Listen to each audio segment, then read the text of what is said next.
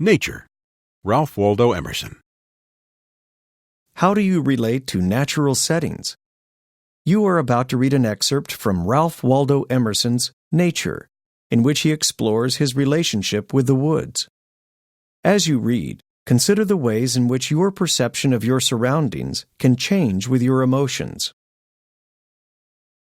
Nature is a setting that fits equally well a comic or a morning piece. In good health, the air is a cordial of incredible virtue. Crossing a bare common in snow puddles at twilight under a clouded sky, without having in my thoughts any occurrence of special good fortune, I have enjoyed a perfect exhilaration. I am glad to the brink of fear. In the woods, too, a man casts off his years, as the snake his slough, and at what period soever of life is always a child. In the woods is perpetual youth. Within these plantations of God, a decorum and sanctity reign.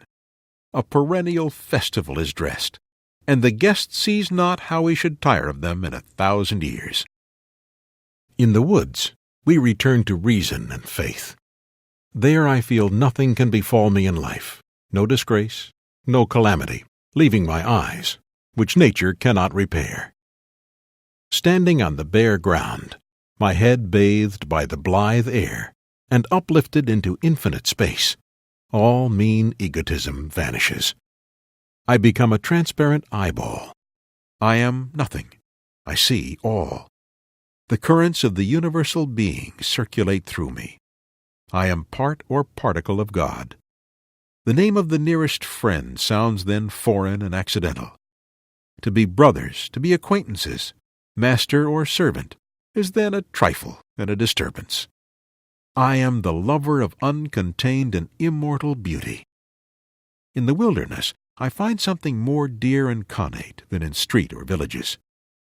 In the tranquil landscape, and especially in the distant line of the horizon, man beholds somewhat as beautiful as his own nature.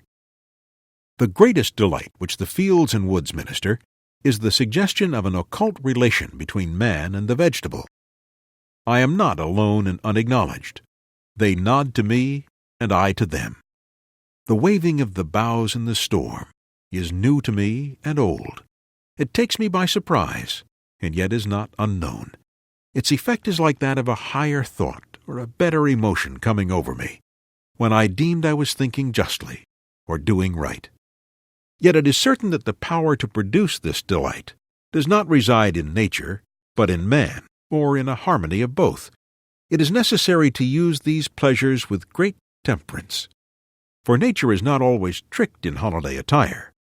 But the same scene which yesterday breathed perfume and glittered as for the frolic of the nymphs is overspread with melancholy today.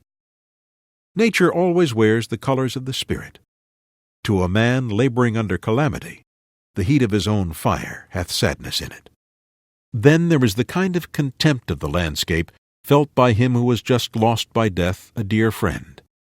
The sky is less grand, as it shuts down over less worth in the population.